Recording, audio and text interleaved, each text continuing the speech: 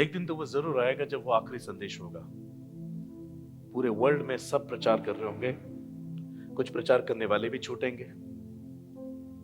मैं नहीं सुधरा तो मैं भी छूटूंगा। और एक दिन ऐसा आएगा कि वो आखिरी समाचार होगा और तुरी फूकेगी, और जो छूट जाएंगे तब सर फोड़ेंगे दीवारों पर। लिखा है वो अपनी जान लेने की कोशिश करेंगे पर मौत उनको मिलेगी नहीं। एक भयानक क्रोध के दिन होंगे। तब कहेंगे मुझे एक मौका और दे दे, मैं सुधर जाऊंगा। पर नहीं सुधरे थे। यहूदा को मौका मिला पर उसने उस मौके को तुच्छ जाना। बाकी चेलों को मौके मिले, उन्होंने मौकों का फायदा उठाया। यीशु ने अपने मांस और खून को पीने की जब बात कही, कई लोग उसके संदेश को सहन नहीं कर पाए और अपने अपने रास्ते चले गए। पीछे मुड़कर यीशु ने अपने चेलों को मुड़कर कहा, क्या तुम भी चले जाना चाहते हो? पतरस ने कहा, स्वामी हम कहां जाएं? जीवन की बातें तो तेरे ही पास है। यहूदा को छोड़कर बाकी सभी चेलों के अंदर वाकई एक गर्मजोशी थी प्रभु को पाने की। वो अपना सब कुछ छोड़ के प्रभु के पीछे आए थे। उन्होंने अपना हर एक बुरा स्वभाव खत्म किया था प्रभु के साथ रहते हुए। अपनी हर एक बुराई से मन फिराया था। उन्होंने ग्रेस को सही से यूटिलाइज किया। उन्होंने उम्दा तरीके से अनुग्रह को इस्तेमाल किया अपने लिए। And received all heaven now. 12 फाटकों में उन 12 चेलों के नाम है। हालेलुया। और वो सिंहासन के सामने रहते हैं। उनके दिल में क्या खुशी होगी, क्या आनंद होगा। प्रभु थोड़े समय के लिए उनको फ्लैशबैक में लेके जाएगा तो पतरस को याद आएगा, मैं मछुआरा था, गरीब, एक अनपढ़ व्यक्ति, अपने समय के लोगों में वो भी बुराई से घिरा हुआ था। पर यीशु मसीह के द्वारा उसकी जिंदगी पलक झपकते ही बदल गई। उसने वो सब कुछ छोड़ दिया जो ईश्वर के खिलाफ पाप था। प्रभु के सभी चेलों ने अपने जीवन को बदला। बरतुल्मै ने बदला, थोमा ने बदला, यूहन्ना ने बदला, पतरस ने बदला, याकूब ने बदला। इन सब ने अपने जीवन को बदला, अनुग्रह को यूटिलाइज किया, पवित्र आत्मा की सामर्थ को उन्होंने हासिल किया और सब कुछ पूरा करके वो सीधा पहुंचे वहां जिसके लिए प्रभु ने उनको चुना था। Now what about you? आपका क्या? आप परिस्थिति को संभाल नहीं पाते, आप फ्रस्ट्रेट हो जाते हैं।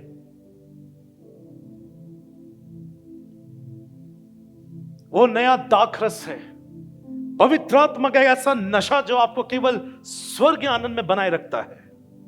जिसे नशा करने वाला व्यक्ति उस नशे से बाहर नहीं निकलना चाहता, लेकिन उसमें उसके संसार के सारे सुख, सारे दुख भूल जाता है। इन द सेम वे ये पवित्र आत्मा का ऐसा नशा है कि इंसान पाप, उसकी इच्छा, लालसा, मजे की हर बुराई से बाहर आ जाता है और प्रभु की उपस्थिति में लीन हो जाता है। मगर ये दाखरस आपकी जिंदगी में तब आएगा जब आप साफ होंगे, अपने आप को साफ करते जाएंगे। लूका 5:36 में लिखा, ल्यूक चैप्टर 5 वर्स 36, यीशु ने उन्हें यह दृष्टांत भी सुनाया, कोई व्यक्ति नया कपड़ा फाड़ कर पुराने कपड़े की पैबंद नहीं लगाता, नहीं तो वो नया कपड़ा फटेगा और नए कपड़े का पैबंद पुराने कपड़े के साथ मेल नहीं खाएगा। नया कपड़ा पुराने कपड़े पर अगर जोड़कर आप सीलोगे भी ना, एक वक्त आएगा गंदे होंगे, धोया जाएगा। तो डिटर्जेंट जो होता है ना, वो कपड़े को या तो फैलाएगा या सिकोड़ देगा। फैलाएगा तो भी पुराना कपड़ा खराब होगा, सिकोड़ेगा तो भी पुराने कपड़े की वैल्यू घट जाएगी, मैच नहीं होगा, फिट अनफिट रहेगा। अगर आपकी जिंदगी पुरानी है, पाप से पीड़ित है, आप यीशु के साथ कभी फिट नहीं हो पाओगे, अनफिट रहोगे। इंडियन आर्मी की लिस्ट में जो लोग जॉब करना चाहते हैं, जरा सी हाइट और जरा सी किसी भी कारण से उनको अनफिट करके निकाल देते हैं। ईश्वर का चुनाव भी कहीं ऐसा ना हो जाए, न्याय के दिन प्रभु कहेंगे ये अनफिट है, हटाओ इसको। मौका भी नहीं देगा कि आप एक्सक्यूज भी नहीं बोल पाओगे प्रभु को। आप, वो नया वस्त्र है, बाइबल कहती है वो नया चरित्र है। आपको नया चरित्र धारण करना है। आपको शरीर की इच्छाओं से, शरीर की लालसाओं से, शरीर के मजे से बाहर आ जाना है। सबसे बड़ा दुख क्या है आज के संसार का? आज से 10-15 साल पहले परमेश्वर का गुप्त मन इस रीति से प्रकट नहीं हो रहा था।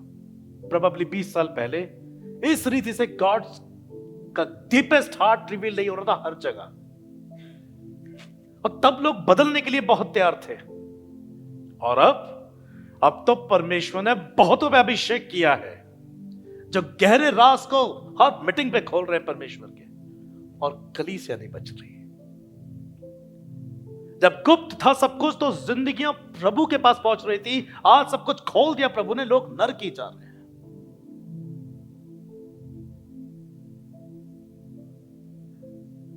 पक्षपात नहीं करेगा प्रभु। जब तक आपकी जबान साफ नहीं होगी प्रभु आपको स्वीकार नहीं करेगा। आप भले ही किसी भी सेवकाई के साथ हो, किसी भी बड़े सेवकों के साथ हो, प्रभु नहीं छोड़ेगा आपको न्याय के दिन, क्योंकि यहूदा यीशु मसीह के साथ था तो भी नहीं बचा, किसी चेले के साथ नहीं था। He was with Christ, और क्राइस्ट उसे बचा नहीं पाया। देखिए, वो आत्मिक नियम के अगेंस्ट में खुद नहीं जा सकता। पाप की सजा मौत है, ये उसी का नियम है। जो प्राणी पाप करे वो मरेगा।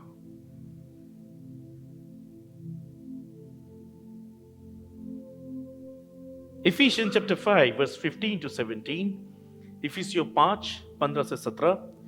इसलिए ध्यान से देखो कि कैसी चाल चलते हो, निर्बुद्धियों की नाई नहीं पर बुद्धिमानों की नाई चलो।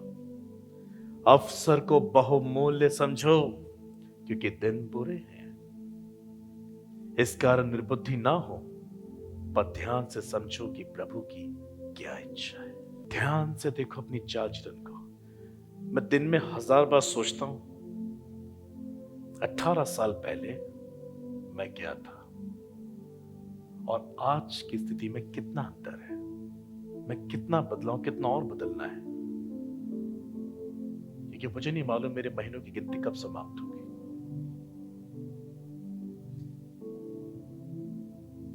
कहीं आपको ऐसा ना हो मौका ही ना मिले। आजकल हार्ट अटैक भी बहुत आ रहे हैं, तो ये मत सोचिए मैं तो मसीह में, मुझे तो होगा ही नहीं। क्यों नहीं होगा आपको? आप स्वर्ग में रह रहे हो। कुछ भी हो सकता है, कुछ भी हो सकता है। Live each day as your last day. हर दिन ऐसे जियो कि वो आपका आखिरी दिन है। साफ करो अपने आप को, अभी करो। पता नहीं अगले हफ्ते हम यहां पर होंगे कि नहीं होंगे, और इसी पल करो, इसी क्षण करो। देखिए, कई साल हो गया प्रभु ने आपको चुन लिया, बावजूद इसके कि वो आपके बुरे स्वभाव से परिचित था। But he has chosen you. ठीठ मत बनो, अहंकारी मत बनो, घमंडी मत बनो। देखिए, परमेश्वर इन सब स्वभाव के विरोध में खड़ा होता है। ध्यान से देखो कि कैसी चाल अभी भी चल रहे हो। निर्बुद्धियों के समान नहीं, परंतु बुद्धिमानों की तरह देखो। अवसर को बहुमूल्य जानो। ये समय जाकर वापस कभी नहीं आएगा। दिन बहुत बुरे हैं, बहुत बुरे दिन हैं। इस कारण निर्बुद्धि ना हो, पर ध्यान से समझो कि प्रभु की इच्छा क्या है। जो मेरे साथ भी सेवा में लगे हुए हैं, मैं आप सबसे भी कह रहा हूं, ये मत सोचना कि आप मेरे साथ हो तो आप सेफ हो। I am not Jesus, I am the servant of Jesus. मुझे अपनी चाल का ध्यान देना, आपको अपनी चाल का। 1 Peter chapter 3 verse 9, पहला पत्रस 3:9, बुराई के बदले बुराई मत करो और न गाली के बदले गाली दो, पर इसके विपरीत आशीष ही दो, लेकिन तुम आशीष के वारिस होने के लिए बुलाए गए। ओके, जब कुछ सामने बुरा होता है, जब कुछ सामने ठीक नहीं होता है, यह स्वाभाविक है कि आपको क्रोध आएगा। प्रभु ने क्रोध करने के लिए मना नहीं किया, पर क्रोध में पाप करने के लिए मना किया है। आप क्रोध में गाली नहीं दे सकते, आप क्रोध में श्राप नहीं दे सकते, आप क्रोध में कोस नहीं सकते, आप क्रोध में क्रोधित हो सकते हैं। प्रभु को भी क्रोध आया, कोड़ा लिया, सबको मारा, भगाया मंदिर से उन सबको, पर क्या प्रभु गाली दे रहे थे उन सबको? सिर्फ यही कहते गए, तुमने मेरे पिता के घर को डाकुओं का घर बना दिया। बस ये तो कहा। क्रोध तो उन्होंने भी किया, कोड़े भी मारे थे उन्होंने, पीढ़े पलट दिए थे उन्होंने, क्रोध तो उन्होंने भी किया था। पवित्र क्रोध करो ना, कौन मना कर रहा है? पर क्रोध में आप अपने आप को महान क्यों दिखाते हैं कि तूने मेरे सामने बोला कैसे? तो जानता नहीं मैं कौन हूं। मैंने एक दिन मैसेज दिया था ना, यहां पर दिखावा किसी भी प्रकार का हो सकता है, चाहे वो आपकी ताकत का क्यों ना हो, पर दिखावे को दिखाकर आप परमेश्वर की ग्रेट महिमा को चुरा रहे हैं। ये वही कह सकता है, तेरी हिम्मत कैसे हुई मेरे सामने बोलने की? Only God can say this, you not. बुराई आएगी सामने, फ्रस्ट्रेशन के हालात बनेंगे सामने। प्रभु जानता है ना कि आप भी कमजोर हो, हालात वैसे ही बनेंगे और बनते रहेंगे जब तक आप सुधरोगे नहीं। आप एक्सक्यूज देना बंद करोगे, उसने ऐसा कहा, एकदम बरस पड़ा, उसने ऐसा कह दिया। नहीं, आप कोई एक्सक्यूज नहीं दे सकते प्रभु को। चुप रहने और शांत रहने में तुम्हारी वीरता है। मैंने भी प्रैक्टिस की है, कुछ साल मेरे साथ प्रॉब्लम हुई है इसमें। जैसे जो मेरी प्रैक्टिस में मैं अगर जीवंत हो सकता हूं, अभी मुझे शांत रहना आ गया है और मुझे सहन करना भी बहुत आ गया है।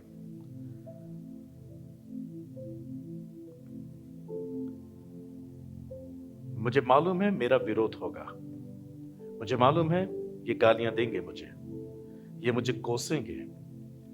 मैं अपनी बात रख सकता हूं, बात कर सकता हूं, मुझे क्रोध भी आ सकता है, मगर मैं पाप नहीं कर सकता, मैं गालियां नहीं दे सकता, मैं श्राप नहीं दे सकता, मैं अहंकारी नहीं बन सकता, मैं अपने आप को महान नहीं बना सकता। I am the child of God.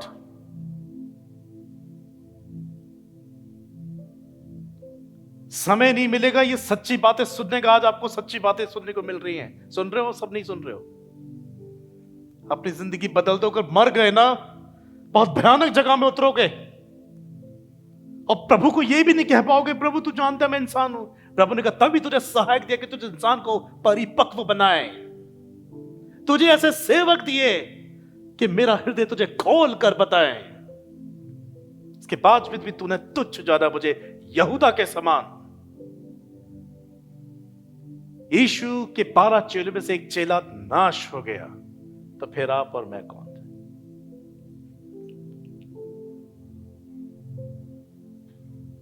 Bible कहती है उसने फांसी लगा ली थी। जब यीशु को पकड़ के ले गए, उस पर दोषारोपण लगाया गया, फाइनली उसे मृत्यु की सजा सुना दी, तब उसे समझ में आ रहा है मैंने क्या कर दिया। तब उसे समझ में आ रहा है। जब हाथ से बात निकल जाएगी ना, शायद आप में से कुछ लोगों को तब समझ में आ जाएगा भैया क्या बताते थे। प्रभु का आत्मा वहां क्या कहता था? मैं नहीं माना, मैं नहीं मानी, मैं ठीक बना रहा, बनी रही। उसने अपने आप को फांसी लगा ली और वो नाश हो गया। प्रभु ने चुनाव किया, प्रभु ने अपना काम नहीं रोका, उसको मौका दिया था, बावजूद इसके कि वो करप्टेड व्यक्ति था। वो जब नाश हुआ, प्रभु ने एक और मौका दिया, मतीहा को चुन लिया।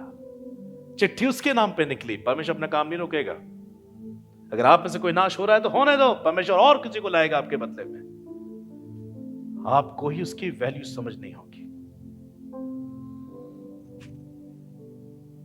नीति वचन 1 अध्याय 17-19, प्रोवर्ब चैप्टर 1 वर्स 17 to 19, क्योंकि पक्षी के देखते हुए जाल फैलाना व्यर्थ होता है और ये लोग तो अपनी ही हत्या के लिए घात लगाते हैं, अपने ही प्राणों की घात की ताक में रहते हैं।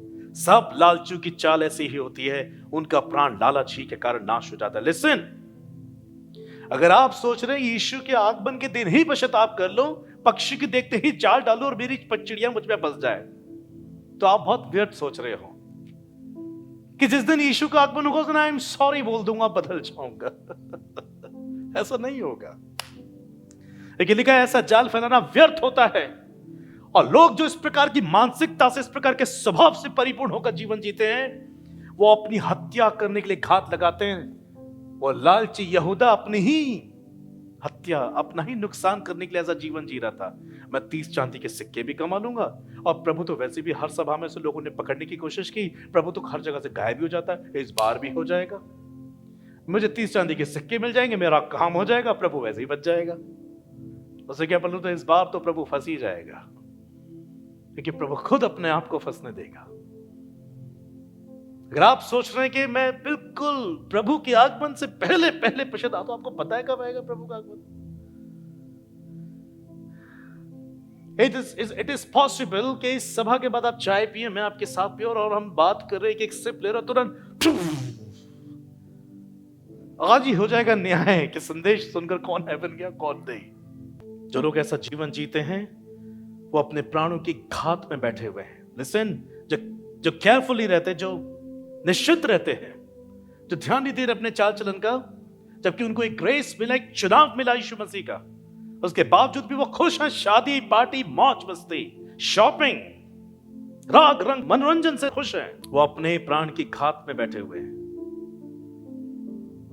वो एक दिन नाश जरूर हो जाएंगे। पहला पत्रस 3:10-22, क्योंकि जो कोई जीवन की इच्छा रखता है और अच्छे दिन देखना चाहता है, वो अपनी जीभ को बुराई से और अपने होठों को छल की बात करने से रोके रहे। वो बुराई का साथ छोड़े और भलाई ही करे। There is no any other option. वो मेल मिलाप को ढूंढे और उसके यत्न में रहे। क्योंकि प्रभु की आंखें धर्मियों पर लगी रहती हैं। किस पे लगी रहती हैं? और उसके कान उनकी दुहाई की ओर लगे रहते हैं, परंतु प्रभु बुराई करने वालों के खिलाफ रहता है। यदि तुम भलाई करने में उत्तेजित रहो तो तुम्हारी बुराई करने वाला फिर कौन है? और यदि तुम धर्म के कारण दुख भी उठाओ तो धन्य हो, पर उनके डराने से मत डरो और न घबराओ, पर मसीह को प्रभु जानकर अपने अपने मन में पवित्र समझो।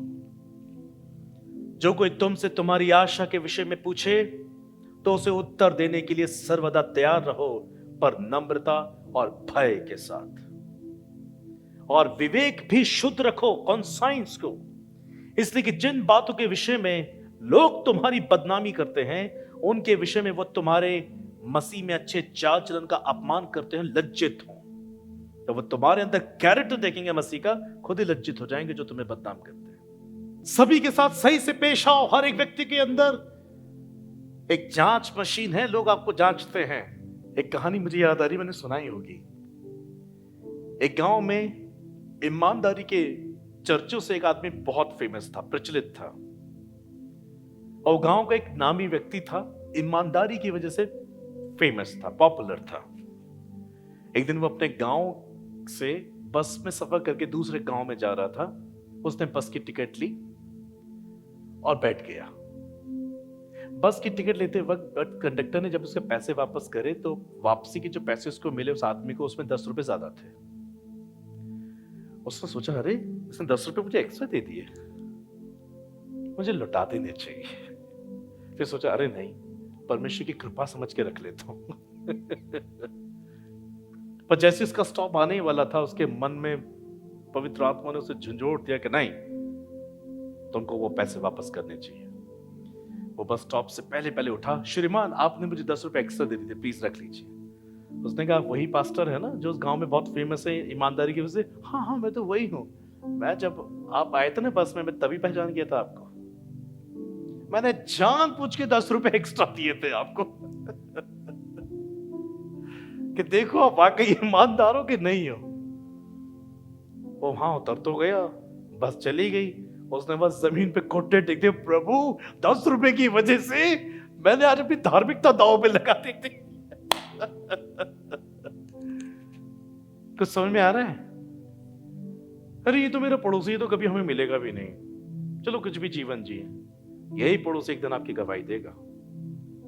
आपके साथ जो जॉब कर रहे हैं, आपको लगता है कि इनके साथ मैं कुछ भी बालिक बातें करूं, गंदी बात करूं, अश्लील बातें करूं, और मैं चर्च के लोगों के साथ साफ रहूंगा, इसके साथ कैसे भी रहूं। वही एक दिन आपकी गवाही देगा। आप जहां जॉब करते, जहां बिजनेस करते, जिन लोगों के बीच में रहते हैं, घूमते पीते खाते पीते, सब ये एक दिन आपके हक में नहीं तो आपके विरोध में बातें करेंगे।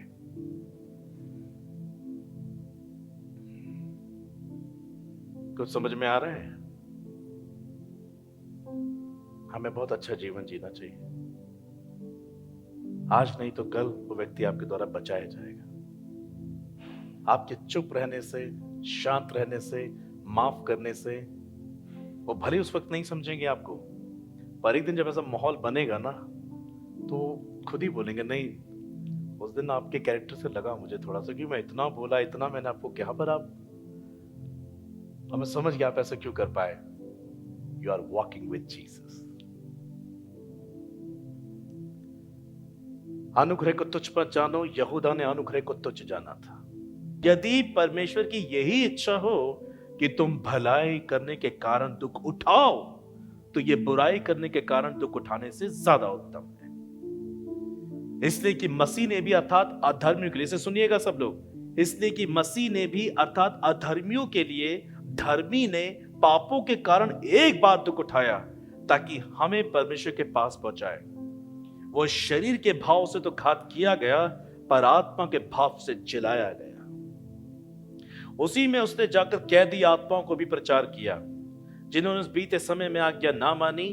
अब जब परमेश्वर नूह के दिनों में धीरज धर कर ठहरा रहा और वो जहाज बना रहा था, जिसमें बैठकर थोड़े लोग अर्थात 8 प्राणी पानी के द्वारा बच गए।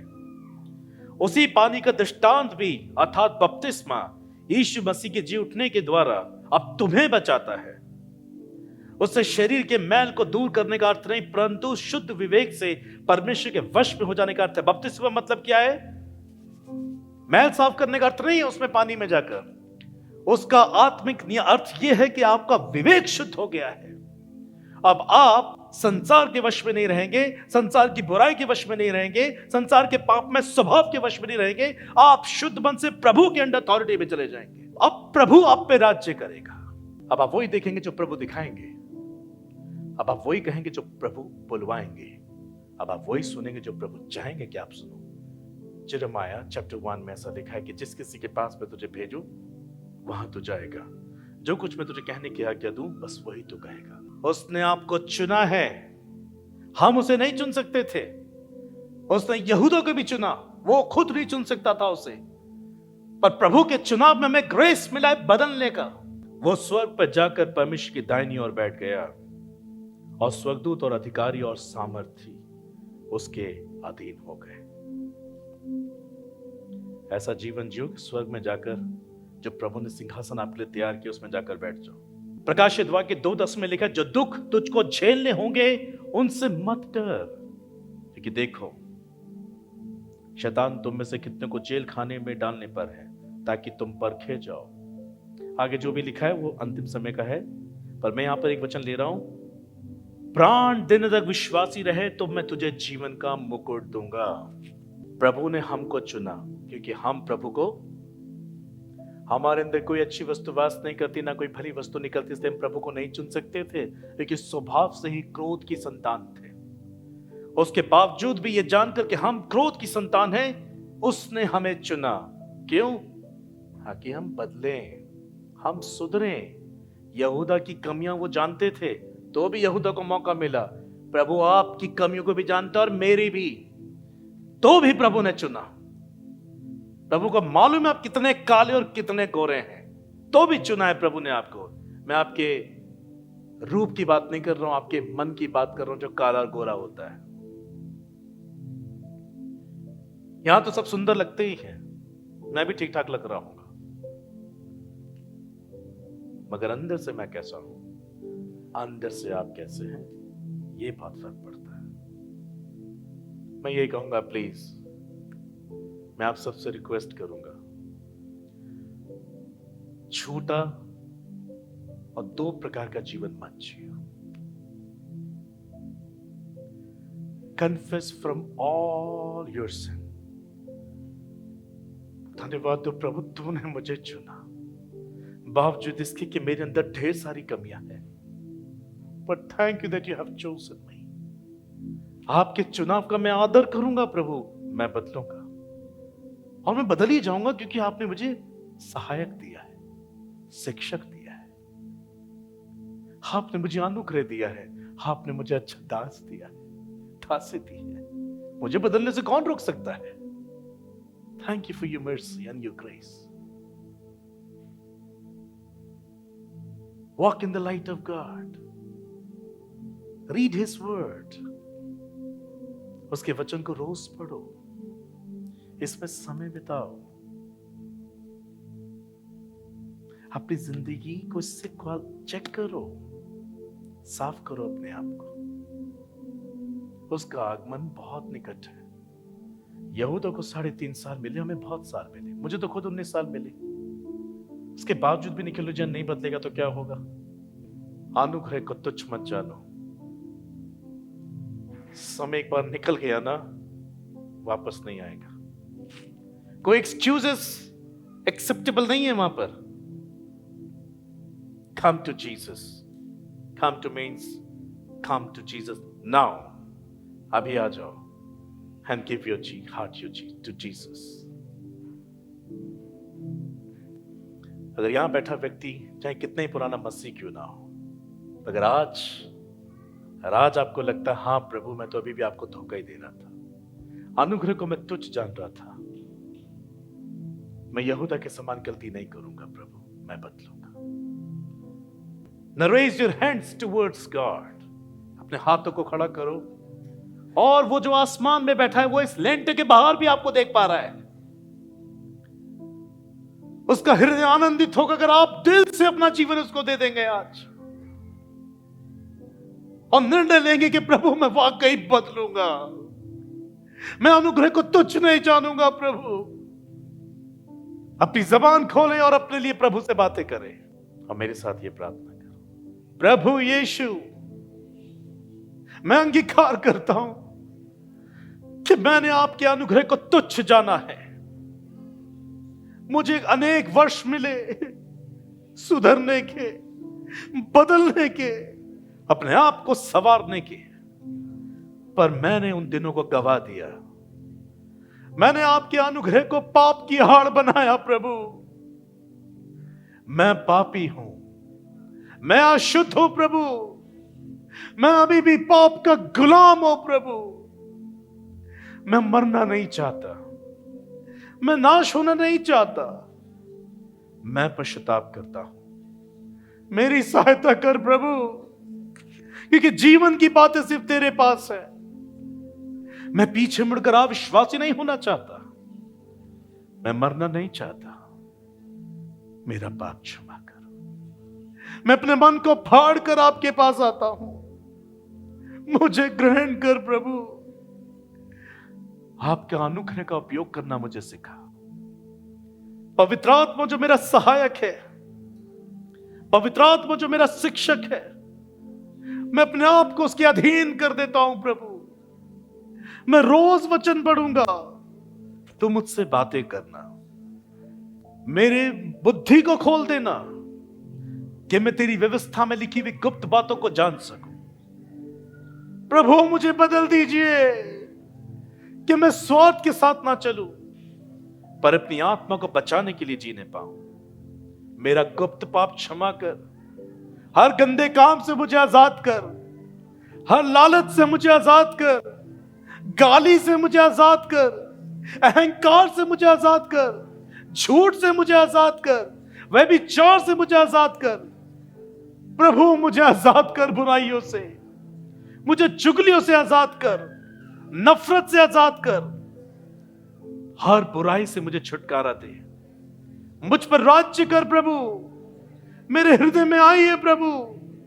मैं वचन पढ़ना चाहता हूं, मुझे वचन की तीव्र भूख दीजिए, मुझे प्रार्थना की तीव्र भूख दीजिए। मुझे शरीर से निकालिए, मुझे संसार से निकालिए। मेरी आप में एक पहचान बन जाए प्रभु। मेरे हृदय में आओ प्रभु, मुझ पापी पे दया करो प्रभु, मेरे गुनाह माफ करो प्रभु, मेरे प्रभु बन जाओ, मुझ पे राज्य करो प्रभु।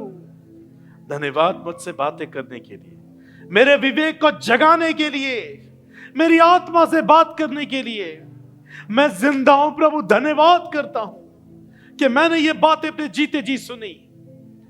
मैं धन्यवाद करता हूं आपके अनुग्रह के लिए। मेरी जिंदगी से आपकी महिमा हो। मैं अपना सारा जीवन आपको देता हूं, प्रभु यीशु मसीह के नाम से मांगता हूं, आमीन आमीन।